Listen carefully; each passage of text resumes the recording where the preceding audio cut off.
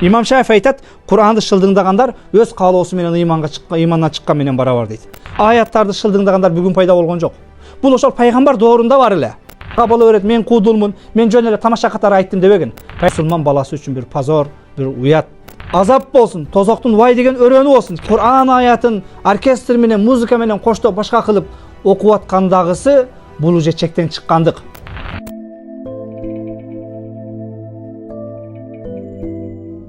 Бисмиллахир-рахманир-рахим. Алхамдулиллах, вассалату вассаламу аля расулиллах.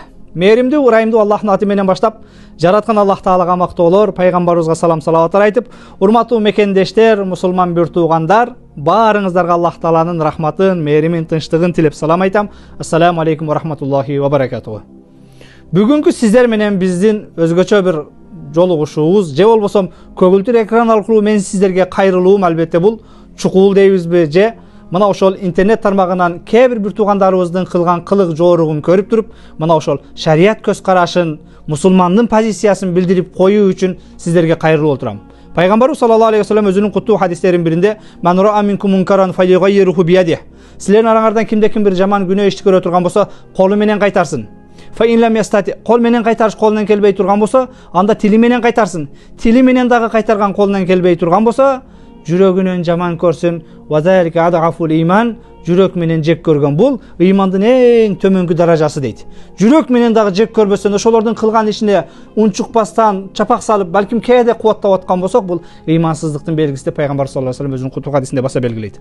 Аллах Таала кереметтүү Кур'анда "Фазаккир фа инна зикратан фаул муъминин", эскерткин эскертүү ыймандууларга пайда берет дейт. Пайгамбарыбыз саллаллаху алейхи ва саллям мусулмандын бир тууганы, же мусулмандын күзгүсү дейт.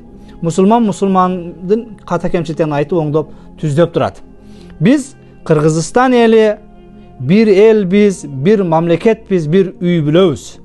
Кээ бирөөлөр жаңылса, адашса, мына ошону экинчибиз туура багытка берип, туура кеңешибизди айтып, осуятыбызды айтып, бир туура жолго жетелешибиз керек. Эгер мына ошол жаңылгандарга туура багыт берген устаздар, башкалар жетелеген учурда, жаңылгандар катасын мойнуна алып, оолу жараткандан, андан кийин мына ошол эмне? Жалпы мусулман коомчулугунан, эли журтунан кечирим суроосу, бул дагы мына ошол биздин инсандык милдетибиз, инсандык биздин мойнубузга жүктөлгөн жүк деп билем.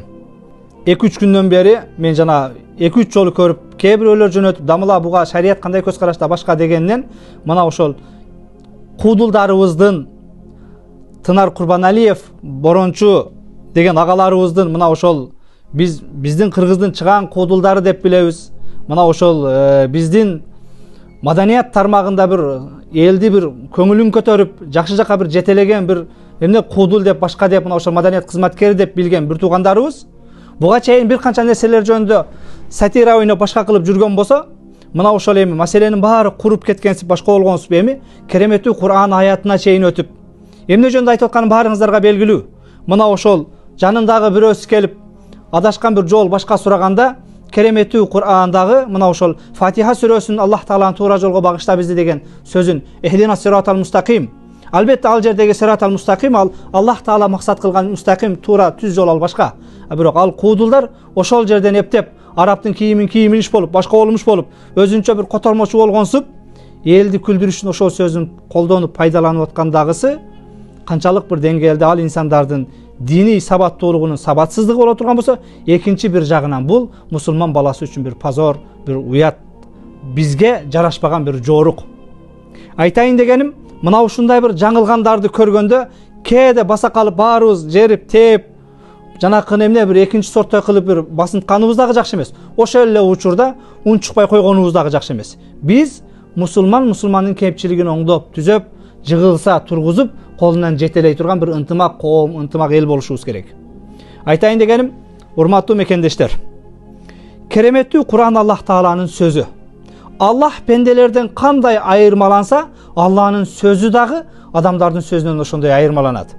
Пайгамбарыбыз саллаллаху алейхи ва саллям "Вайлун лиллази юхаддису ва якзиб", азап болсун, тозоктун вай деген өрөөнү болсун. Кимде-ким сүйлөп атканда жалганды аралаштырып, лиюдхикал каум, адамдарды кубантыш үчүн жалган кошуп бере турган болсо дейт. Ал адамдарга тозоктун вай деген аябай бир жаман өрөөнү болсун дейт. Ошондуктан дагы мен айтайын дегеним, Allah'ın karından, azabından biri-birimizi eskертип кайтышыбыз керек. Калгандар дагы ага эмеспиз, аппак эмеспиз. Бирок бул бир туугандарыбыздын түздөн түз Кур'ан аяты шылдыңдап аткандагысы. Булар минтип өзүнүн тамашасында, башкасына, сатирасына кошуп шылдыңдап алса, экинчи бир бирөөлөрдүн Кур'ан аятын оркестр менен, музыка менен коштоп башка кылып окуп аткандагысы бул уже чектен чыккандык. Кээде жеке мени шылдыңдаса, же сиздин бир үй бүлөңүздү шылдыңдаса, баса калып, башка кылып, арыз жазып, антип, мынтип, кайрылуу кылып, митинг кылып, тополон кылабыз. Бирок кереметтүү Кур'ан шылдыңдалган учурда, кереметтүү Кур'анды оюн кылганча биздин динибиз, Аллахнын сыйлуу Кур'аны сөзү ушундай бир кордолуп аткан учурда канчалык бир деңгээлде сөз өткөндөр, сөзүн эл уккандар, эскертсе эскертүүсүнө баш ийе тургандардын унчукпай коюп аткандагысы канчалык бир деңгээлде зээнибизди кейитпей койбойт. Урматтуу мусулман бир туугандар, Имам Шафи рахимахулла мына ушинтип кереметтүү Кур'анды шылдыңдаган басынткандар тууралуу мындай деп айтат. Мен закара китаб Аллах. Кимде ким Аллахнын китебин зикир кылган болсо, ау Расулулла, же не пайгамбардын атын зикир кылган болсо, же болбосо дин Алла бималаян багы зарыл болбогон, колдонбой эле койсо боло бере турган, аралаштырбай турган жерге эле Аллахнын дининде мындай, же пайгамбар мындай, Кур'ан мындай деп жок жерден кошуп бере турган болсо, зарыл болбош үчүн эле тамашасына, башкасына элди күлдүрүш үчүн факат накада нахди ал адам ыймандан чыкты дейт. Ыймандан чыкты. Имам Шафи айтат, "Ва ухилладаму" ал адамдарды шарият боюнча пайгамбар саллаллаху алейхи вассалам үч эле учурда адам өлтүрүлөт ислам шариятында. Биринчиси ан-нафсу бин-нафс, бирөөдү айтайлап өлтүрүп койсо, экинчиси үй бүлөлүү адам зына кылса, ал эми үчүнчүсү бул мусулман болуп туруп ыймандан чыгып кайра менен Кудай жок деп кайтып келе турган болсо. Имам Шафи айтат, Кур'анды шылдыңдагандар өз каалоосу менен ыймандан чыккан менен барабар дейт. Аллах жана пайгамбардын зиммасынан чыгып кетти дейт. Кудай сактасын. Ошондуктан урматтуу мусулман бир туугандар, мунун күнөөсү аябай бир чоң. Фатава Захирияда "Мен кара аятан минал Кур'ан ала вajhil hazl yakfur." Ким Кур'андан бир аятты окуй турган болсо, кантип окуйт? Ала вajhil hazl. Тамаша иретинде. Ошол куудулагаларыбызга окшоп, залдагы 5-6 адамга башка нерсе таппай калып, ошолордун көңүлүн алыш үчүн, башка кылыш үчүн, күлдүрүш үчүн тамаша максатында бир аятты окуй турган болсо, якфур ыймандан чыгат дейт. Ыймандан чыгат деген сөз бул оңой сөз эмес, урматтуу мусулман бир туугандар. Биз баардыгыбыз мусулманбыз. Баардыгыбыз төрөлгөндө кулагыбызга азан айтылган, кавм айт айтылган. Өлсөк, мен Кудаймын дегенге чейин жаназасын окуп атабыз. Баш кошкондо баардыгыбыз нике менен баш кошобуз. Биз мусулмандардын жашоосу нике менен бириксе, талак менен ажырайт. Бирок бүгүн мына монтип байкабастан Кур'анды шылдыңдаган тамашасына кошкондордун өзү билбеген, байкабаган абалда мына ошол аялы менен ортодогу никеси бөлүнүп, бузулуп калуусу мүмкүн.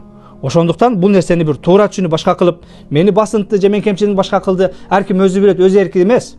Бул менин диним, бул Кур'ан, Аллахнын сөзү. Ыйман үчүн, ислам үчүн, Кур'ан үчүн кээде мына ошол кээ бирөөлөргө жаман көрүнгөн болсок, жүзүбүз кызарган болсо бул эч нерсе эмес.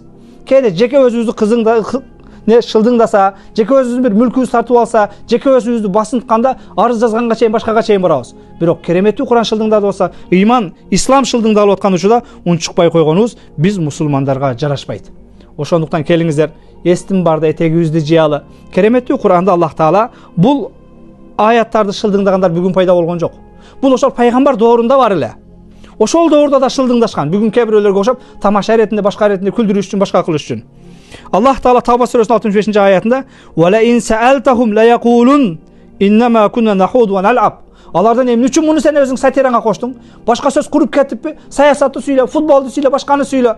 Эмне үчүн муну коштуң десең, жөн эле тамаша деппиз, ойноп эле айтып коюппуз деп айтат дейт. Кул абиллахи ва аяти ва расулихи кунтум тастазиун. Аларга айткын, эмне сөз куруп кетип, Аллахны, Кур'анды, пайгамбарды шылдыңдайсыңдарбы деген дейт. Чындыгында ыймандан чыктыңар. Биз бул кылган күнөөңөрдүн кесепетинен кээ бириңерди кечикирген болсок, кээ бириңерди жазалайбыз дейт. Кудай Тааланын кечиктирип бере турган жазасынан баарыбызды сактасын. Өзгөчө мына ушул күнөөгө баш баккандар. Мына ошол оркестр тармагында болобу, башка маданият тармагында болобу, ким болбосун чектен чыкпаш керек. Бүгүн биздин Кыргызстанда эң мода болгон сөз экстремизм, терроризм. Кайсыл нерсе экстремизм, кайсыл нерсе мына ошол эмне? Терроризм. Бардык нерсе чектен чыкканда экстремист болот. Мына ошол динди ордуна койбостон, Маданият өз тармағында башка өз тармағына кетпесен, шылдың кылып чектен границадан өтүп атасың, сен экстремистсиң. Демек ушулар мына ошол экстремизм жазасы менен, ошол статья менен өздөрүнүн жазасын алыш керек. Же болбосо оболу жараткандан биз Кудай астында сот эмеспиз. Андан кийин мына ошол мусулман журтчулугунан кечирим сурап тобо кылыш керек. Алланын дини менен урматтуу мусулман бир туугандар ойнобойлу. Тарыхта буга чейин мен Кудаймын, менин колумдан келет деп не деген гана кыйындар, кандай гана капырлар, кандай гана Кудай душмандары өткөн эмес, бирок жараткан Аллах Таала этап менен бардыгын өз ордуна коюп келген. Кудайым буйрса келелик сабактарда дагы мына ошол кээ бир Кудай арасында текеберденгендер. Мына ошолордун бирөөсү азыр сөз башы кылып айтып кое турган болсом, Титаник күнөөсүн баарыңар көргөнсүңөр. Мына ошол Титаник киносунда дагы, мына ошол Титаник кемени жасагандар башкалар, сиздин кемеңиз чөгүп кетүүсү мүмкүнбү десе, бул менин кемемди Аллах кааласа дагы чөктүрө албайт дейт. Бул боюнча өзүнчө бир токтолом Кудайым буйрса айтайын дегеним, натыйжада мына ошол дүйнөдөгү рекорд койгон эң чоң кеме чөгүп жок болду. Андыктан Аллах мага тийбейт, мага боло берет, мен куудулмун, мен жөн эле тамаша катары айттым дебеген. Пайгамбарыбыз саллаллаху алейхи вассалам иннал абда ла ятакаллам би калима. Пенде өзү байкабаган абалда бир сөз сүйлөйт, ал сөз алат пендени тозоктун 70-чуңкуруна алып барып тыгат дейт. Жаратканга жалбарып тобо кылалы, Аллах Таала эч кимди адаштырбасын, ыйман ислам жолунда баарыбыздын кадамдарыбызды бекем кылсын, ынтымак, ырашкерликте динибизди урматтаган, сыйлаган, кураметтүү Кур'анда Аллах Таала айткандай, буйругандай, пайгамбар көрсөткөндөй баш ийип, мусулман болуп жашап өткөндү баарыбызга насип кылсын. Жараткан Аллах Таала эки дүйнөдө баарыңыздарды урматтуу, сыйлуу кылсын. Алланын динин өчүрөм дегендер, коркулам дегендер, шылдыңдайм дегендер тарыхта буга чейин болуп келген, мындан кийин дагы боло берет. Кереметтүү Кур'анда Аллах Таала өзү айткандай, капырлар, динсиздер юридуна аюдфа нуралла би афвахим. Алар оозу менен Алланын динин өчүрүштү, жок кылышты каалашат. Валлаху мутимму нурихи валау карихал кафирун. Алланын дини кыяматка чейин өркүндөй берет, өсө берет. Эгер капырлар аны шылдыңдаса дагы, каршылык көрсөтсө дагы, ким шылдыңдаса, каршылык көрсөтсө, жазасын дагы, сыйлыгын дагы өзү алат. Аллах Таала эч кимди адаштырбасын. Аман болуңуздар, тынч болуңуздар, жакшылыкта көрүшөлү. Ассаламу алейкум ва рахматуллахи ва баракатух.